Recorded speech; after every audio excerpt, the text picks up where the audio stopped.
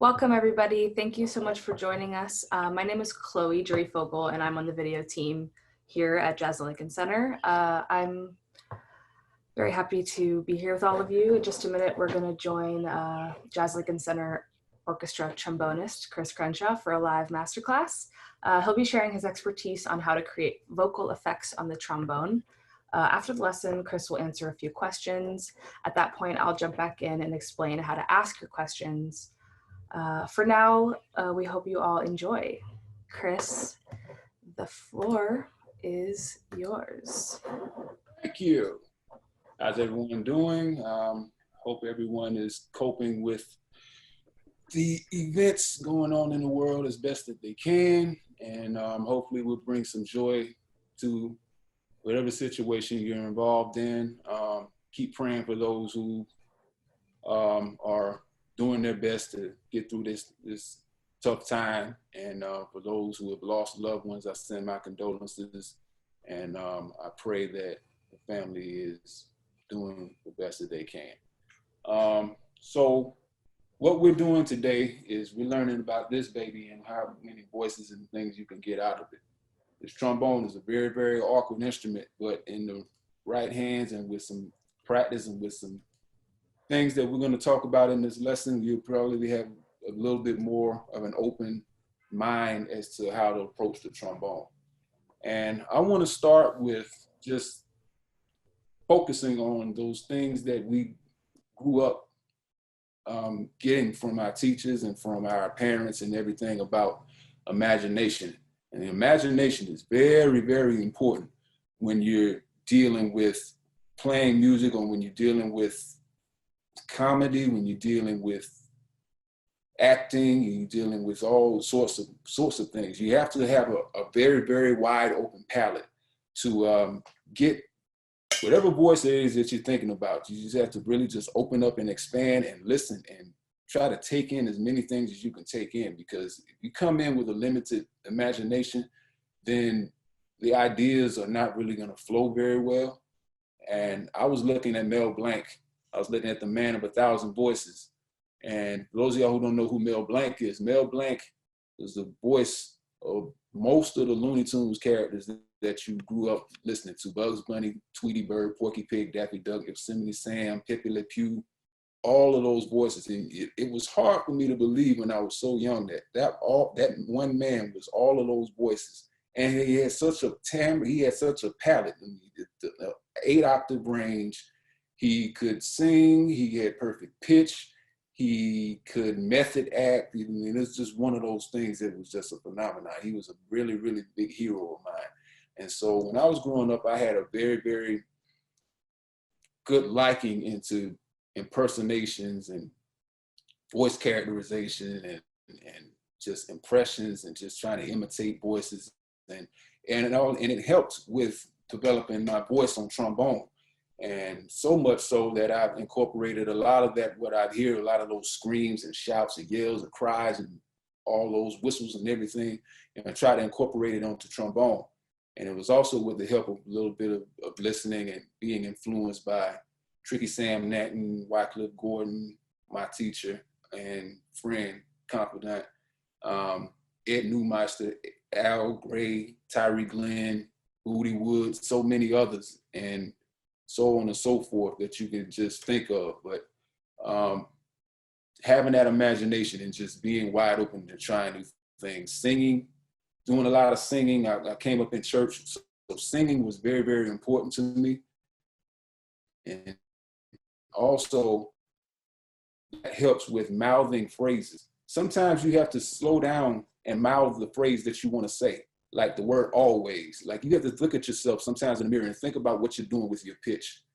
Like the word, you're saying always, say all, like when you have all, then you notice that your mouth is looking like a letter O, almost all, and then ways, like the way that you say ways, always. That kind of way of slowing things down to see what the process is and getting whatever it is that you want to get to is helpful in learning how to use vocal effects on trombone. And so slowing things down, like slowing words down and just going through every syllable and knowing what that syllable means and knowing what that syllable does to carry on to the next syllable will also help with that development. And sing as much as you can, even if you can't sing. Sing as much as you can, talk as much as you can, sing as much as you can. Try to go up and down and do things with your voice that you never even thought of before. You know, just again, it's like opening up your imagination.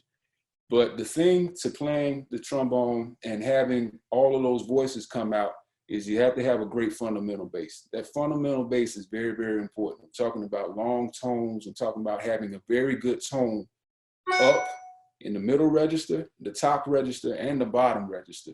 Having a really, really good tone will really set you apart from a lot of other players. And you have to do that. And not only having a really, really good tone in all the registers, but it's also very important to know how to vary your inflection, vary your tone. In other words, know how to play with a straight tone and also know how to play with a vibrato tone, adding vibrato with the tone or whatever it is that you're trying to do. One of the great players, Miles Davis, J.J. Johnson also as well, they play with a straight tone, and that's fine. It's very, very fine because you're gonna need to know how to control that, because when you get older, most of the time you're not able to control it. You have a whoa, you try to do your vibrato, it ends up turning into a warble. So when you do that, say you just want to play. See, that's a very straight tone. It's boring, but hey, you might need it one day. And then there's also, you know, being able to control it with a vibrato. So you singing a note,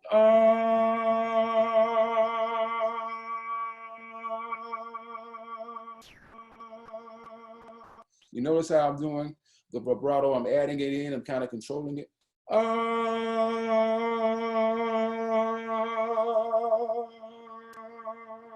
There's different variations of it. You can do a slow vibrato, fast vibrato, but it's all in what you do with the note that makes it interesting. So same thing applies with the trombone. With the trombone, we have three types of vibrato. There's jaw vibrato, there's lip vibrato, and there's slide vibrato. So with the slide vibrato, which obviously is you moving your wrist back and forth on a note.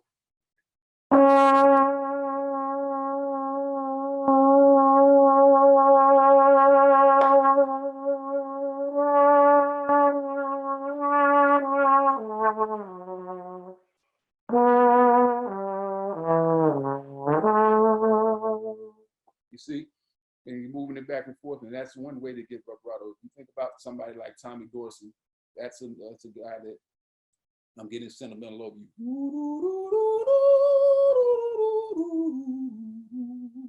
Like that.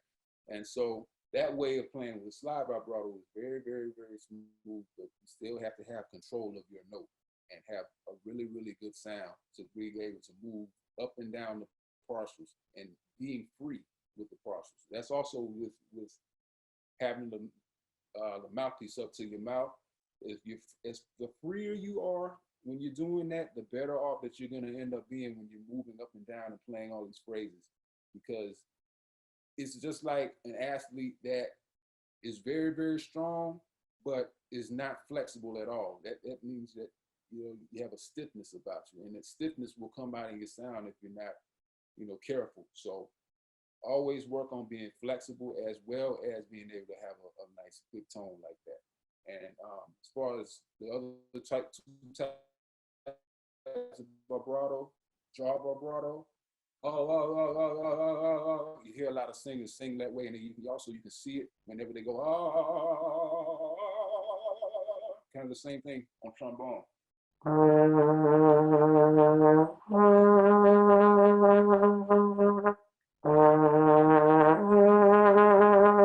It's very exaggerated, and it's very different from a lip vibrato. Lip vibrato, it's very, very different. It's smaller and it's not as exaggerated. So you get more of a way that JJ would play something like "You're Mine." It's very subtle, but it's there. So those are three different types of ways that you can vary your sound and have more of a vocal inflection with it. So in this way, I'm going to try to play all three and try to get them all in there as I play this.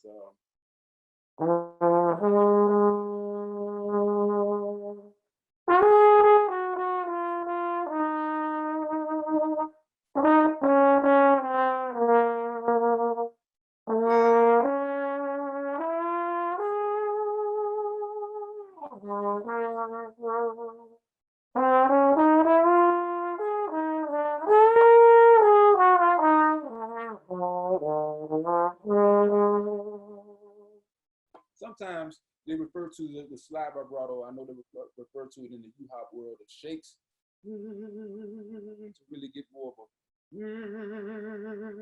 when they really mean the note that they're trying to play, and it's usually at the end of a phrase. So they refer to it as the shakes. And you can hear that. You can do it in a soft volume, or you can do it at a loud volume. So you can do either way, you know, or you can just, you know, just go straight into it. You don't have to slide into it. You can go straight. It's good to know all the different ways of going into a note. You can approach it from the top. You can approach it from the bottom. It's like I just did, it scooped into it, or you can just go straight to it. Like that, or.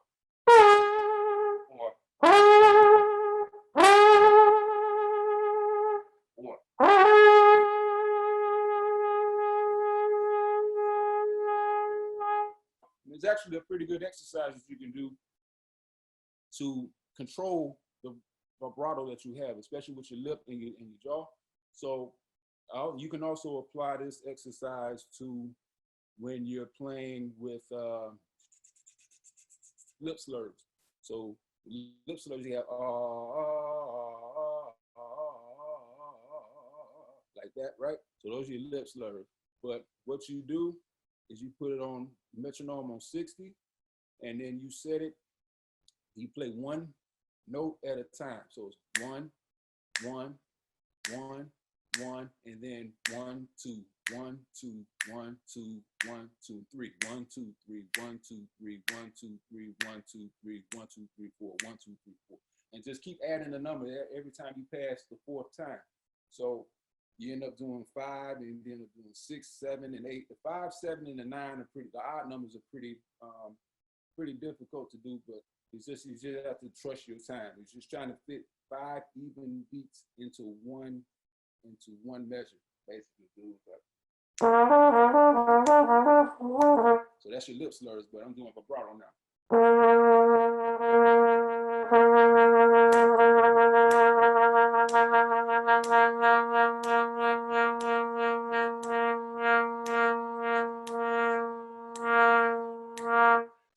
So that's what you can do to see if you can vary it up and then switch it up every now and again. Dr. Paul was going to kill me for this because this is something that he taught me, but hey, I'm just passing it on. But it's like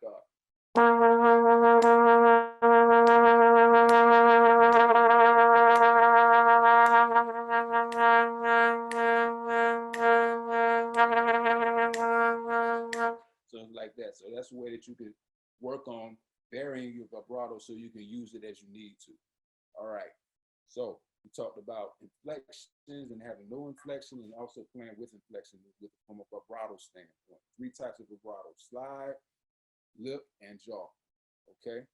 And now we're gonna go into this baby right here, this plunger. This thing can make so many sounds, and it can do so many things. So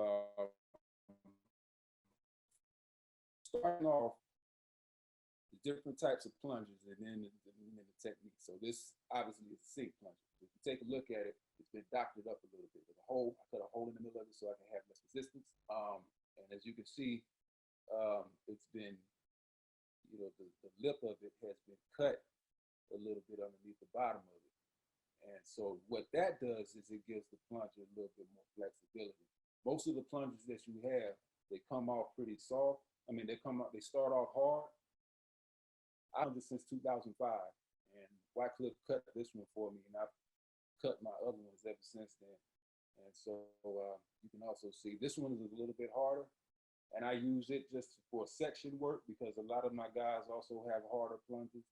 This one is so soft that I can get as many different sounds that I want to have. You can see it's all bendy. You can bend it a whole lot, and so when I have it, you'll be able to make more sounds out of it.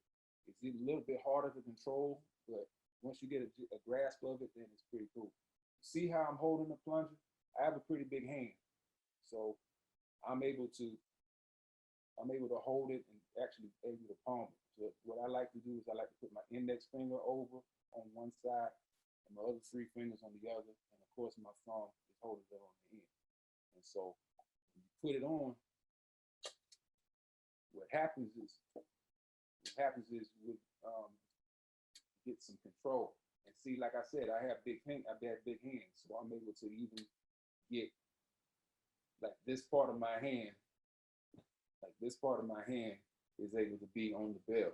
So I'm able to cover my holes just a little bit better and easier than people who have smaller hands. But if you have smaller hands, then what I suggest is you try to rest the end of your hand right here between going into your wrist. I would try to rest it here, and then I would try to work my way and get the type of effect that you need, whether it's going this way or whether it's going this way, like a backhand slap.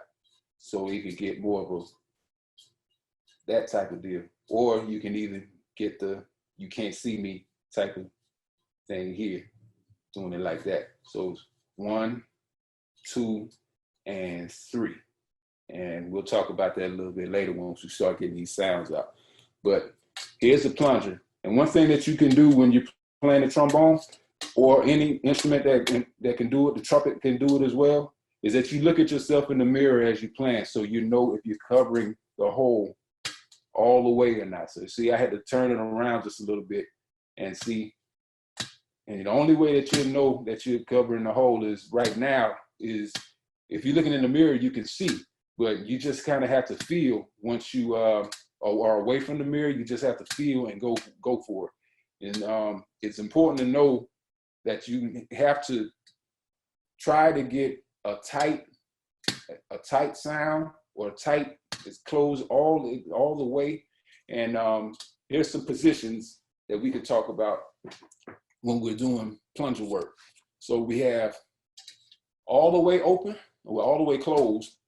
And Al Gray refers to this as the A position. He has a really good book out on plunger techniques. Al Gray played with the Count Basie Orchestra, and he's also led a few groups as well. He's one of those trombone players who can really, really wail on the plunger and get as many vocal sounds as he can get. So he refers to 5 positions.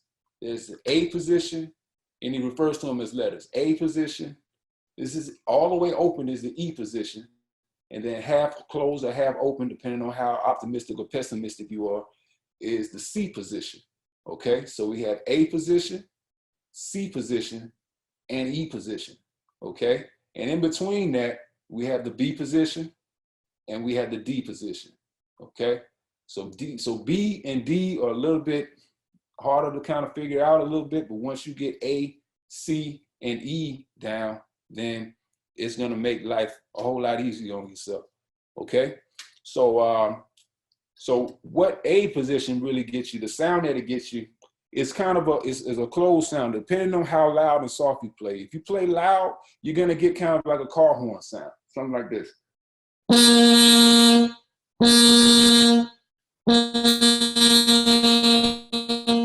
Okay, and if you play softly, then you kind of get a sound like you're kind of like I always refer to it as a praying mother. I grew up in the church, so it's somebody that is down on their knees and they're moaning all the time. So it's like,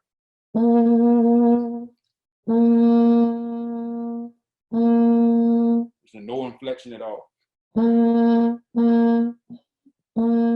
Okay, and here's C position, which is just a little bit, just halfway closed, halfway open. So if you see it in a piece of music, half open or half closed, and that's probably where you need to be. So it's almost like you're mumbling a little bit. Okay,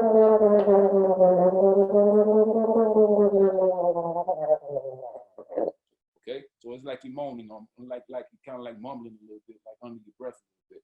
So that's the kind of sound that that produces. And of course, all the way open, it's just like you're playing a normal horn. Okay, and then there's also different variations of that as well. As you can hear, the voice kind of changed a little bit as I closed it and opened it and closed it. So what you also can take with you is the fact that you can play this as open. You can play this with an open sound, and you can get as many things as you can get out of it.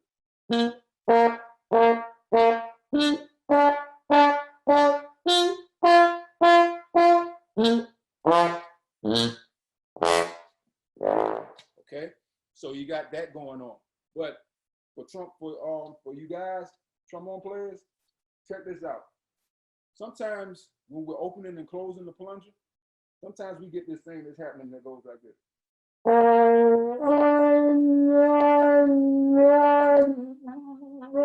You hear that natural bend? There's a natural bend, what we call a break.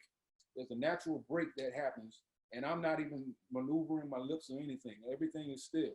So in going through all the partials, you need to find where that natural break happens so you can avoid it when you need to, or if you're trying to do something like that, then you know exactly where those breaks are, because they're different in every position, different position.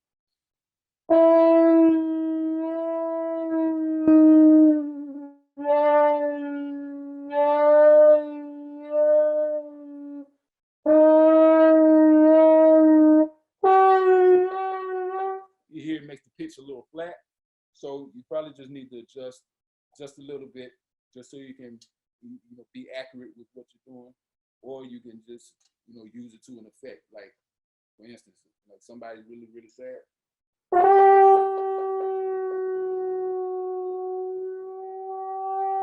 and then they're happy again, like that. Okay, cool. Next, so all this time I've been playing with just the plunger and just the bell. So there are two types of mutes that we can use besides just playing it without the mute.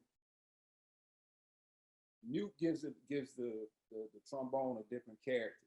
Okay, so you got two types. This is the standard that's used, the Humlenberg Pixie mute, and sometimes you have to doctor it up as well. There's a piece that's inside. I've already taken that piece out that you don't need. It kind of hinders the sound. But and then there's also, you see the corks, and most of the corks are thicker than this, so you have to take something and file it down, some sandpaper or a filer, and file them down so you can get the mute to fit inside the bell. It's like you want it to fit. So you put it inside, and what I like is, for this part, for where the white meets the red, I like for this to meet with the bell of the horn, so it can fit better. You see how it lines up, and you only have a little bit of it sticking out. I like it like that, so I'm able to get my very, very best sound. And also, it makes the horn sharp right away. If I just play it straight, it makes the horn already sharper than it already is. Okay, so what you're doing is you kind of have to just play like a little bit down with your positions. So you say if you had like a fretless, so if you liken it to a fretless bass, you probably have to move it down, move your hands down just a little bit so you can be more in tune. So yeah, how sharp that is. So you have to just adjust just a little bit, just make a little bit of adjustment with your right hand so you can be in tune. So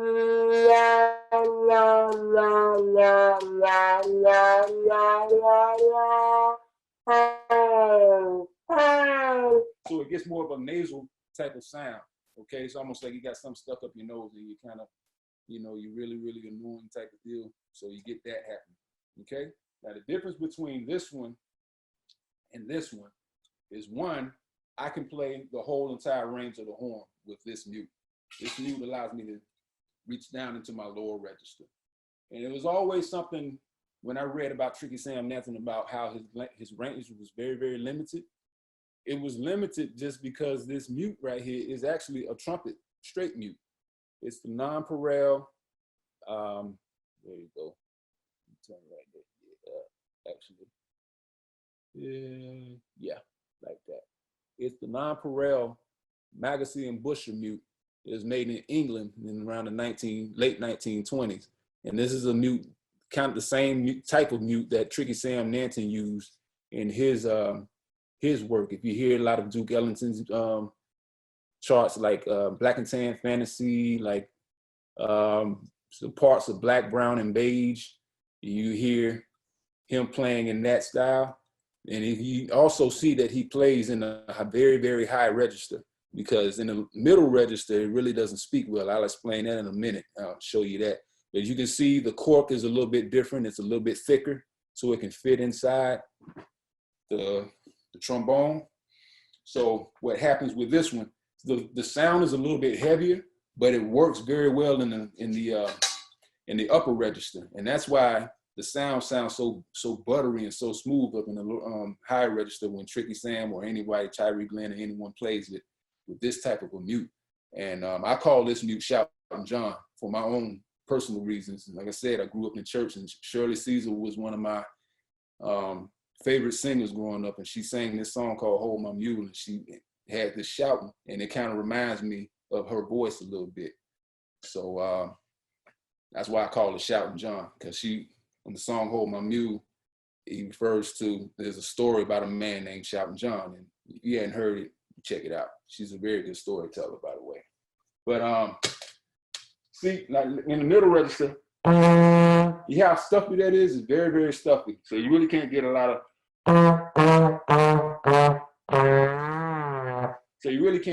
things going on. In the lower register, it probably works a little bit better, but this is the golden register right here.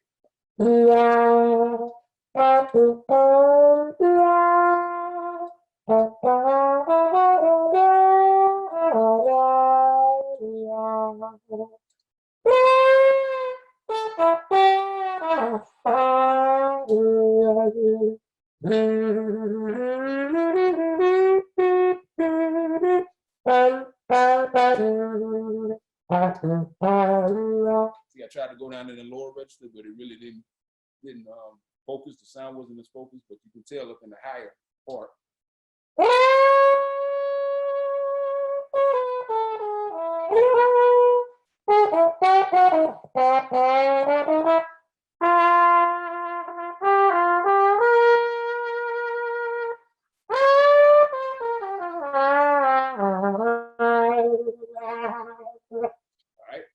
So you got that. So that's a different type of mute with a different type of sound. All right.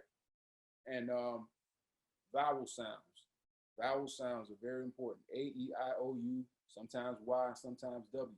Yeah. So going back to those things you learned in kindergarten, first grade, and you're gonna need them when you're playing this bad boy. So you got I, E, R, and U.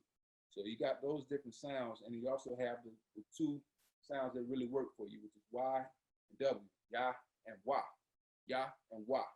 So the typical sounds that you try to get out of the trombone, the easiest one is Wa. So what you do for you when you say Wa, Wa, Wa, Wa. So the same thing applies for the trombone.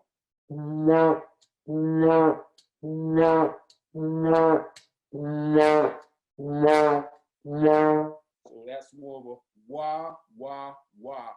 And so with that, you take that wah, and then you're able to do different, you can just take wah, and you can shorten it up, and you can go wah, or you can go what, what. You know, you can say what, you know, just make words out of it. La, la, la, la, la, la, la, la, la, la, la, la, la, la, la, la. You can say why, why. So when you say why, so that goes into the ya thing. So with ya, you start with the tip, with your tongue up at the root of your mouth, and you bring it down, just like your lower jaw of your mouth. Ya, ya, ya. So you got that going on, and then what happens, instead of moving the plunger down like this, you kind of get that, can't see me, kind of move it and go.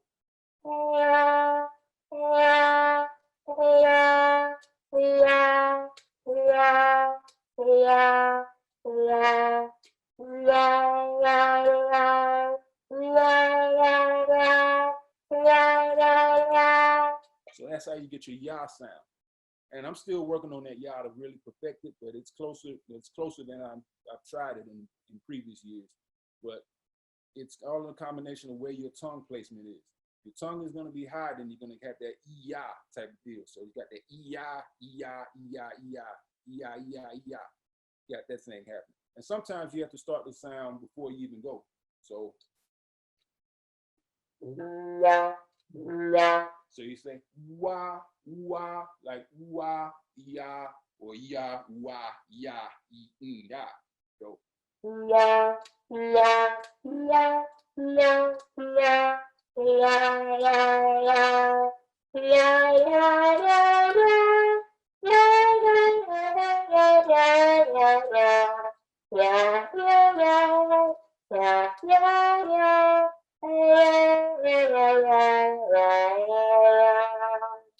and so even on that last note, yeah, I even did that with my lips. I even mouthed it. It's going back to what we said earlier, mouthing phrases.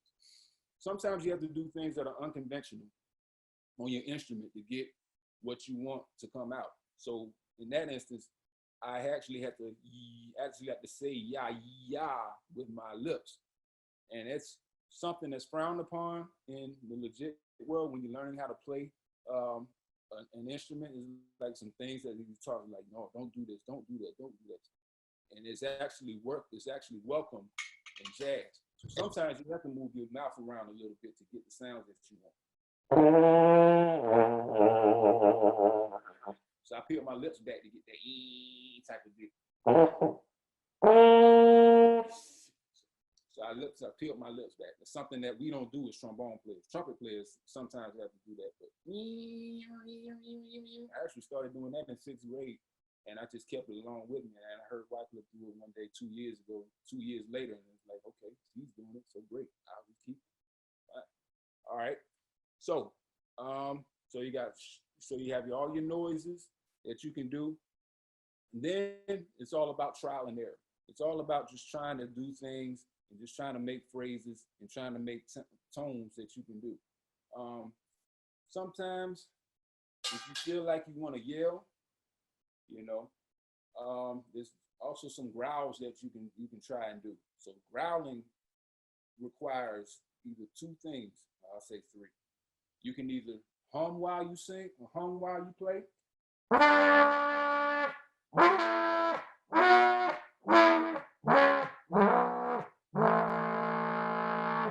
don't really recommend it, but it's useful. I don't recommend it because it'll hinder your voice a little bit. But so if you're not really a growler, you can flutter tongue. Okay, so and then there's 2 types of flutter tongues. You can flutter tongue towards the tip of your teeth, or you can flutter tongue with the meat of your teeth, which is like the middle of your tongue, and get like a water sprinkler sound. So what happens, it comes out, you get, that was a combination of both. I sang and I fluttered.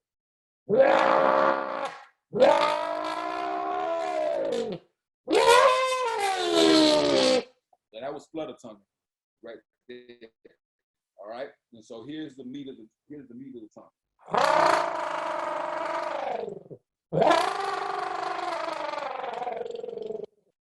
Okay, I heard one of my good buddies that went to Valdosta State with me, Andrew Hill. I heard him do that, and I was always enamored by how he got that sound. And so it just took a lot of trial and error just to really get that going. So shout out to Andrew Hill.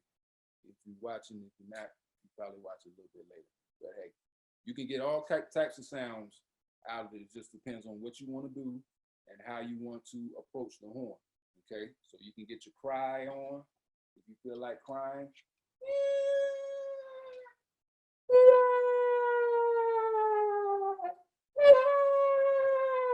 and that's been a very, very high register. So you have to really have that down in order to do it, so you can be as free as you want to do it, or you can just whimper.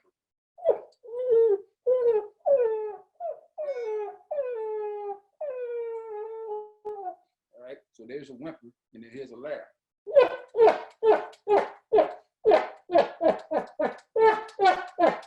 So I'm just body huffing it to a ha, ha, ha, ha, ha, ha, ha.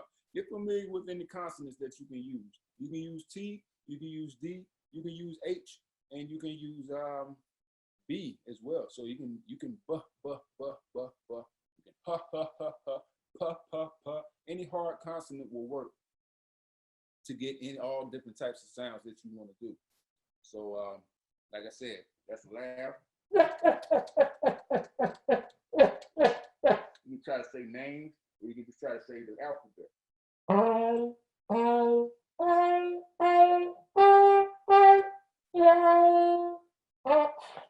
know, and then put like a syllable at the end of it, just to, you know, with those ones that have a syllable at the end, like H, you just put like an H or S or T or U, V, W, X, X, like an X, X. And you can try that as well. And sometimes you may even have to be a ventriloquist to get the different sounds that you want to say, or do like different words and phrases that you want to do. Almost sounding like a Charlie Brown type of deal. So say you want to say the boy caught the basketball. So the words that you don't want to, you try not to make your lips move at all. So what I read in ventriloquist books is that you have to use D as a replacement for B and also for C. So it can end up being like the doy, dart, the dusky dog. It still sound, you know, still kind of sounds that way, but like the boy caught the basketball. The doy dart, the dusky dog. So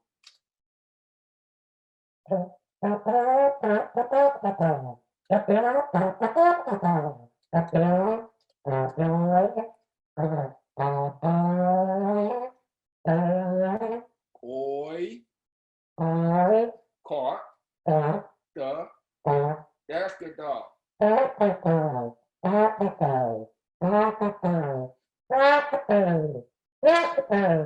Like that. So you just work on that. Just however you hear it, however you feel it. And trial and error, try it with your friends, try it with some kids. That's your best bet. Try whatever voice that you want to do with your kids and have them tell you to imitate things. Like I remember one session where I was sitting with my kids, with my daughter and her friends, and they were saying, like, do all these different types of animal sounds, like do an elephant, do this, do that, do that. And then I would try to come up with it, and it actually helped me put more voices in my bag that I'm able to use. So trial and error, that's one way to do it. Listen to different artists, listen to the greats who have done it. And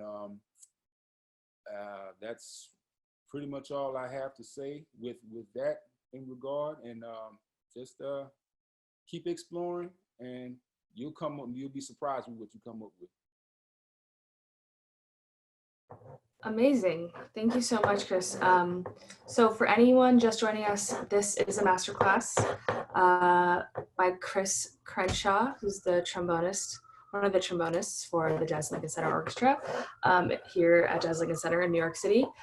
Chris has been teaching us about using the trombone to create vocal effects, and he's going to take some questions for you.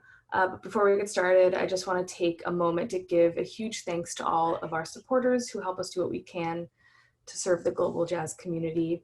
We wouldn't be here without you, and your support means so much. So some housekeeping things. If anyone has a question they'd like to ask Chris, we're going to ask you to use the raise hand feature in Zoom. To do this, click participants on the bottom of your Zoom window, and then in the participants tab, press the raise hand button. To ask a question, please make sure that your full name appears as your username so that I can call on you when it's your turn. If you need to change your username, open up the participants tab, find yourself near the top of the list, and press rename next to your account name. When it's your turn to speak, I'll introduce you and turn on your mic so that we can hear your question. All right, let's get some hands raised. Who's up?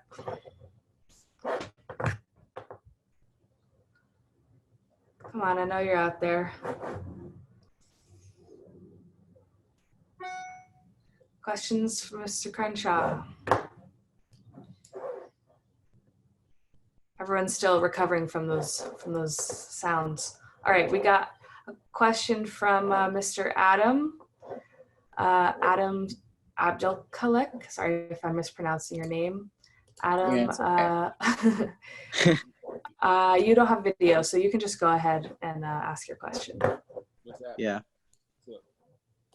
So I just wanted to say that, like, first off, I'm really inspired by you. I just wanted to say that first off. But my real question is, like, when you're coming up with these different sounds or these different tones to play through your instrument, do you have to take part of your imagination for it almost? Like, I know you mentioned that part about imagination earlier. I was just, like, wondering, to what extent are you always finding new sounds every day to play through your instrument? Like when I was saying about improving and having sounds in your bag, there may be sounds that, like that siren that was playing before we opened up for question, you know, that might be a different way of approaching it. And just like, how would you play a siren? Like Mel Blanc was kind of this guy, like the first thing that he was asked to do was to play like to sing like a drunken bull.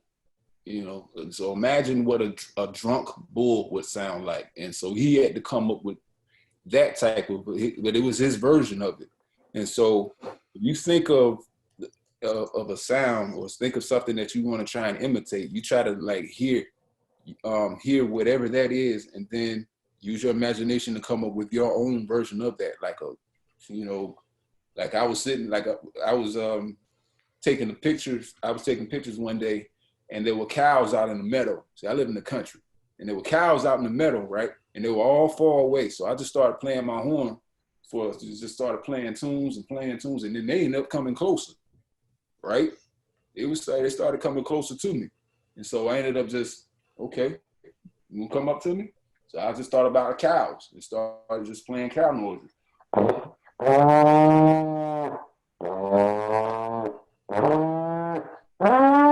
Like that. So I just started playing cows, and they just started coming closer and closer. And then when they got too close, I just stopped, and then they just turned on the way. So things can pop up whenever they can pop up, man. And just like I said, just keep your ears open, and you never know what you can, try and come up with, man. That imagination is funny sometimes. Okay, thank you. You're welcome. Thank you, Adam. Next, we're gonna go to Raid. Raid also does not have video, but you're unmuted. Oh, I'm trying to, there you are. There you are. Yep. All right. Hello, Mr. Crenshaw. First, I'd like to thank you for just taking time out of your day to just hold this quick masterclass for all. I hope everything's going well on your end. Thanks, man. Same for you as well. Yeah, it's going great for us. But my question for you is related to performance with the plunger, specifically fatigue, because I find myself, and I know fatigue with trombone, just regular technique, playing through etude studies, what's the word? Anyway, just trying to playing the trombone every day, making sure I'm familiarized with it every day. Yep. And playing it a little bit easier. But with the plunger, especially in performance a lot on some of my gigs, or I'm trying to do some of that sound imitation.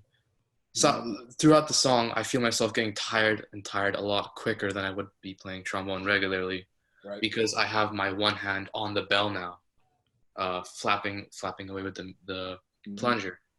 And so is there any advice you might have for reducing that sort of tension while I'm holding the plunger?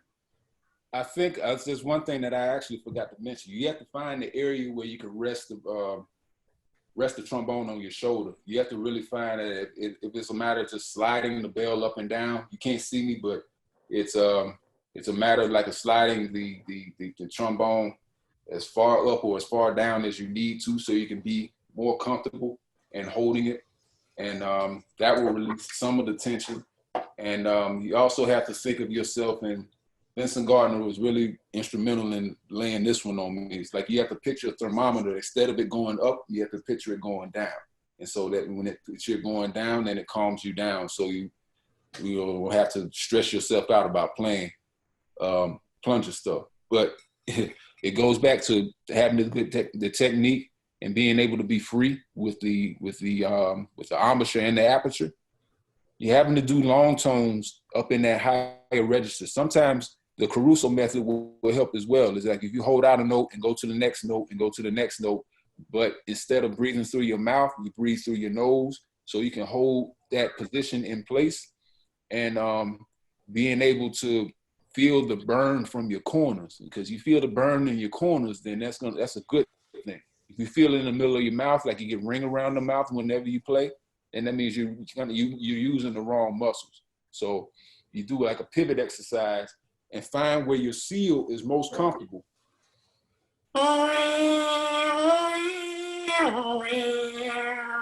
And rest the mouthpiece up against your lip so you find where that seal is. And the more that you do that, that's going to take some time, but the more that you end up doing that, finding where that is, then you find out that your endurance will be that much better. It's like, man, I just finished playing a 2-hour gig. I can play for another 2 hours. All right. Well, thank you so much for holding this masterclass again. You're welcome, bro. Thank you, Raid. All right. Next, we're going to go to Roger. Roger, you are up, my friend. How you doing? All right. Thank you. I'm doing great. Good afternoon, Mr. Crenshaw. Appreciate you for doing this masterclass. What's going on? Yes, sir. Oh, it's good, man. Quick question about improvisation, whether it's with the pixie mute or the plunger or it's just open bell. When you're improvising, are you primarily thinking about chord changes, or does it ever get to a point where you're really not even thinking about the changes? You're just more so playing what you hear, especially on faster tunes where the changes are going by pretty fast? It depends on the tune. Some of the tunes with a lot of changes, you have to either take what Ted Nash refers to as a global or a macro or a micro approach, or a global or a local approach. The global is just like the whole aspect of the tune. Like, okay, the tune is in this key, so it's like I focus in on whatever that key is, and kind of like the quality kind of weaves in and out. You know what I'm saying? Like, sometimes you might be in a major, sometimes you might be in minor, or sometimes you might hear this sound, or you might hear another sound on top of that. You know, for those who don't really follow, like major, minor, and knowing all these numbers, sharp 11, sharp 13. Flat nines and all that stuff. I really didn't come up like that. I came into that a little bit later. So when I was first starting out, I was hearing the sound, and then I was trying to just imitate and just do my thing over that. Right. So there are times where you have to think that way. It's like, okay, it's going here, then it's going there, then it's going there. But obviously, sometimes I kind of weave in and out of whatever it is. So it's like, okay, I want to put this here and just like stay in this key and really just focus in on making melodies with this, no matter what the changes are. And I kind of address them as they go. Like sometimes I want to address them, but then it's gotten to a point where now I can pick and choose if I want to address the harmonies or not. You know what I'm saying? Okay, I got you. Appreciate that so much, man. Yeah, you welcome. Amazing. Thank you so much, Roger. We're going over to Elaine Bayot. Elaine, you are up. Okay, thank you. Once again, I want to say thank you for being here. It's a miracle, Chris. And I have two questions. The first one is how you practice high notes on the trombone. And the second one is how you do, because it happened to me a lot. I'm on a concert of a friend and they are playing something and I might trombone and they invite me to play with the band, and sometimes they play something that I don't know.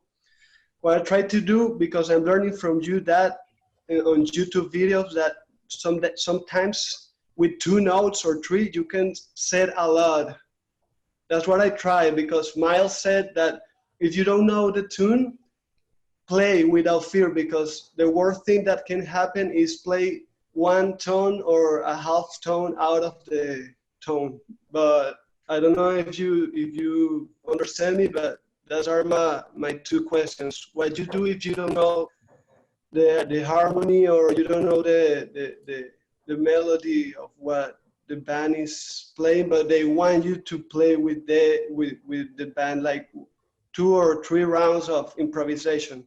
What you recommend? And the other one is about the high notes on the trombone.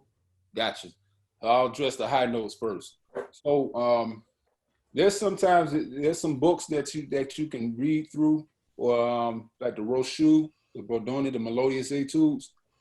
Sometimes you can, if you're familiar with tenor clef or with treble clef, you can either just try to transpose and read them in a different key, and that will put you in a higher range automatically right there. So like reading, like taking something that's in bass clef and then transposing it into tenor clef. Sometimes that's what a practice that Wycliffe used to make me do, and just playing through them a little bit higher, so I can get used to playing in that register.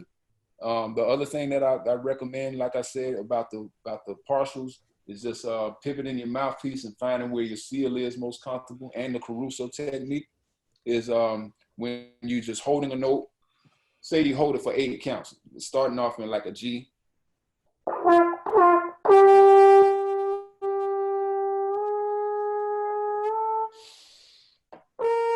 You notice in that breath, I took a breath through my nose and I held my position. So you always want to feel like your corners are always working for you, okay? Always feel like your corners. If your corners are burning, then that's great. If this is happening, might want to hold off on and just try again and just try to focus on these corners. And always keeping a forward embouchure. Always keep your embouchure forward. Don't try to peel back. Don't do like this when you're playing. Always keep it forward because you want the air to go forward.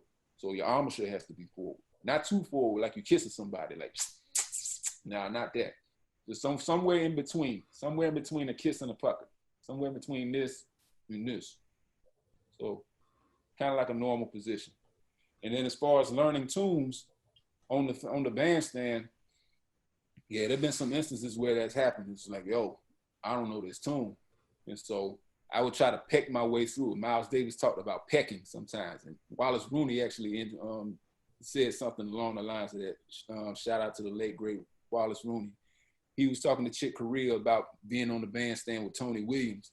And Miles would say, hey, whenever you get ready to play with Tony, peck through the changes.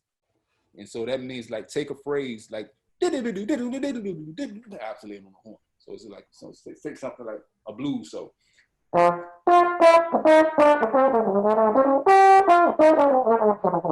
Something like that. So I'm playing like running eighth notes. But instead of playing running eighth notes, you would peck. So.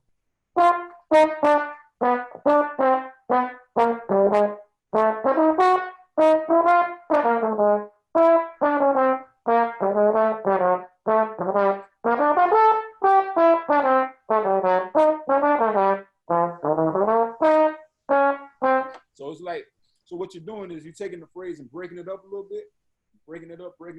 And so Tony was kind of playing with them inside those spaces.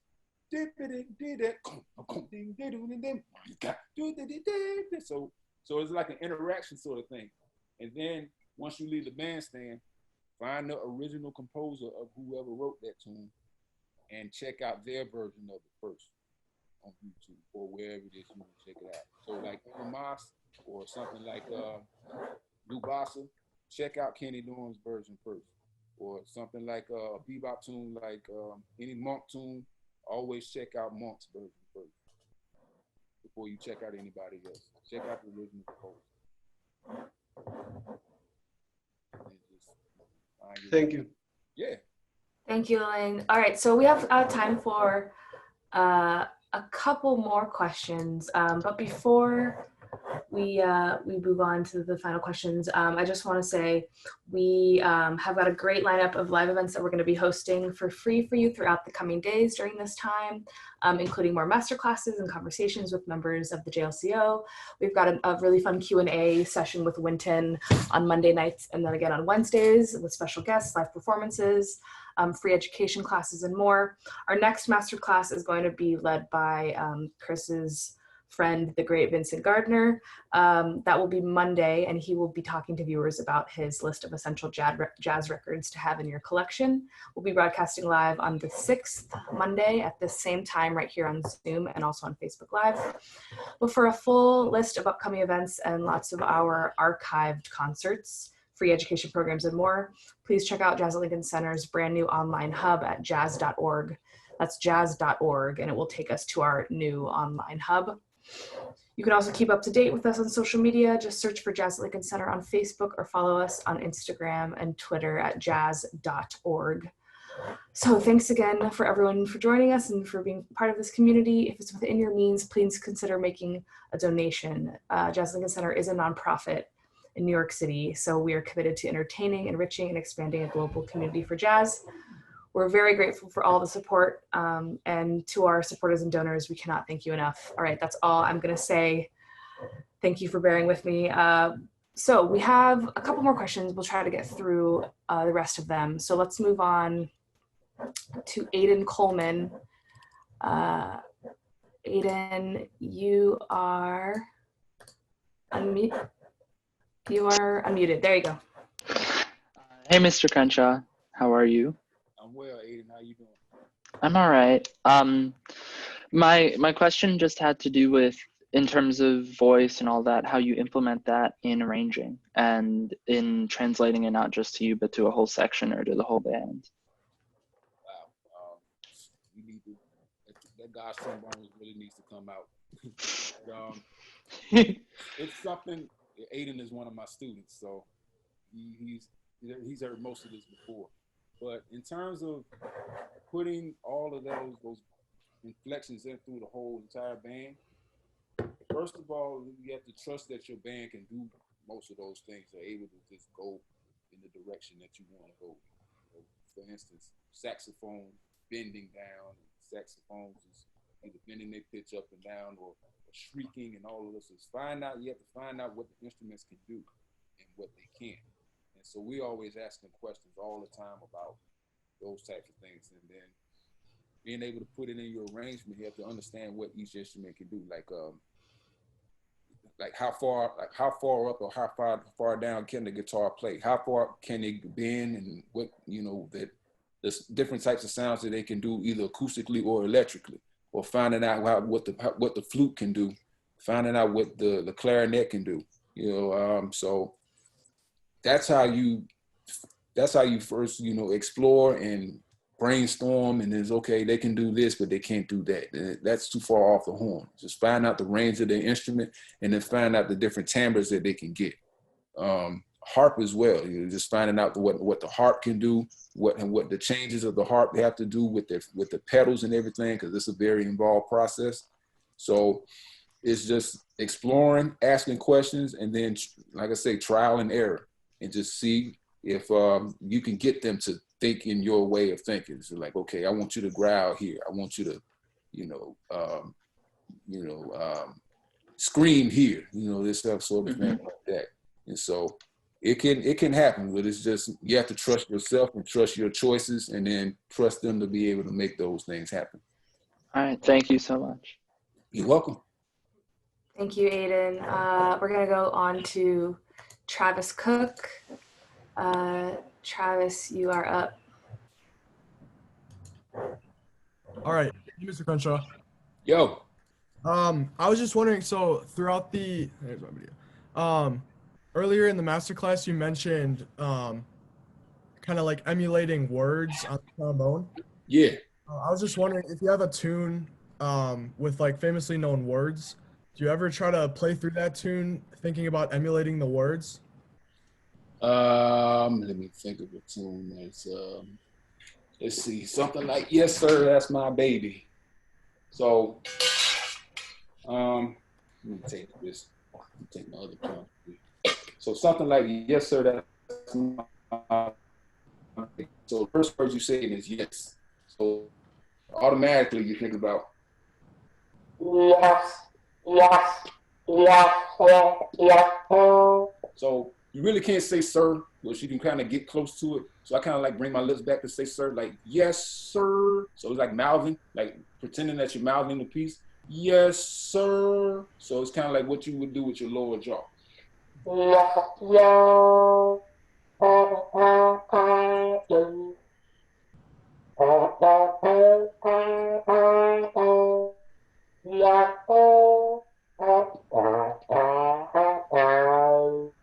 So like the very last one, I could really get like, now, that's my baby now. So baby. So you know that you're going down, you're coming up for bay, bay. So you have to B. So it's like a closed sound, all the way closed. Baby. Now. So now you start closed. Now. Now.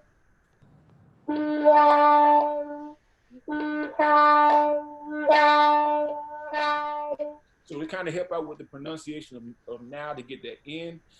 As I open it up, I tongue it a little bit just to make sure it's a now instead of a loud. So articulation will help you with those softer vowel sounds like na and ma and things like that.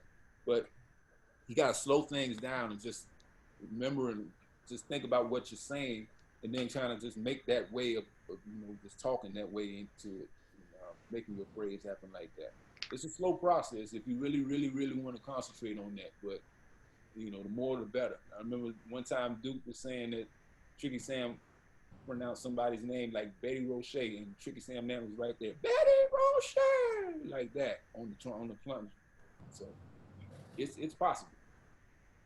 All right, thank you very much. You're welcome. Thank you, Travis. All right, so we're at 5, but we'll have one more question that we'll take, and then we'll send you on your way.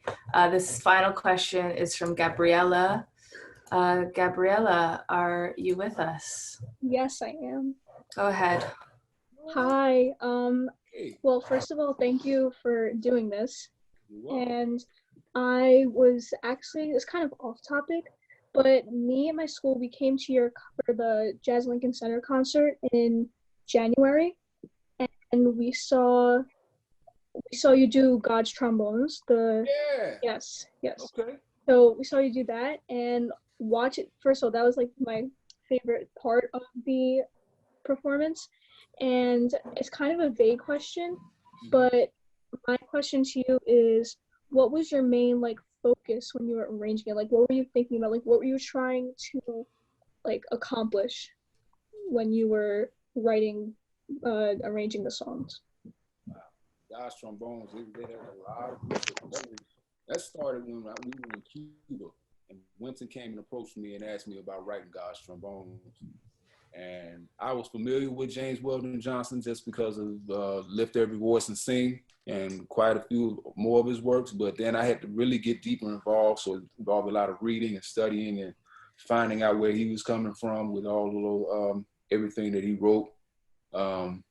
So that was a big part of it, and just understanding him. And then once I understood him, then I was able to read God's Trombones from a different light. God's Trombones is 7 sermons that Johnson wrote in the style of a preacher in the church delivering a sermon. And so I was already familiar with that background because I've heard sermons all my life and the way that people delivered sermons. And so I was able to take that aspect of it and then kind of approach it differently in the same way, but it's there's a different type of approach to it. So it's like, okay, I got to think like a Southern, like a Baptist church or any type of church setting. But at the same time, he used words that were a part of the English language that weren't broken and that weren't stereotypical like you would see during that time in the Harlem, like during the 20s and Harlem Renaissance and even beyond that. They were trying to prove that we were more than just what people saw. And so that part of it also, too, because I had to make the music a little sophisticated, as well as putting in the stuff that we came over with, like the sounds of pain, the sounds of anguish, the sounds of frustration. I had to add the joy along with that because everything is not gloom and doom all the time. And so what Mr. Coleman asked the question about applying those different voices to the trump to everybody else. It's like I have the saxes shrieking sometimes, I have the saxes laughing sometimes, I have the trumpets, just wailing and playing all these different types of things, and everybody's has like a human type of emotion because the music is emotional anyway. And so all the sermons inside provided me with like a story type of atmosphere. So I almost had to think like in a movie setting. Okay, let me apply music to this movie scene. And the Let My People Go is a very good example of that because I used the 10 Commandments. It's actually, I think it's gonna come on this coming Saturday. So that whole scene was with Moses leading everyone out of Egypt land and let my people go and all of that other, that stuff. And so I applied all of those scenes that happened to the movie, and I just tried to do that same thing with the music and try to make the music try to come to life. I mean, I know it's a long-winded answer, but that's what I was thinking. Just try to make the music come to life as best as I can through a jazz setting, and just try to think of the things that I grew up in and just try to permeate that and push that out into the world so they can, hear what a jazz band sounds like from that perspective. Thank you so much. You're welcome. Thank you, Gabriela. All right, everyone. Thank you so much for joining us. Thank you, Chris. Like I mentioned, we have these master classes 3 times a week with our JLCO members, Monday, Wednesday, and Friday. Here, so you guys can see me. 4 p.m. Monday, Wednesday, Friday, right here on Zoom and also on the Jazz Academy Facebook. Please keep in touch with us. We have lots of events going on, and we hope you're all doing well in this time. Thank you for joining us, and thanks again, Mr. Crenshaw. Take care. All right, y'all take care. Thank y'all.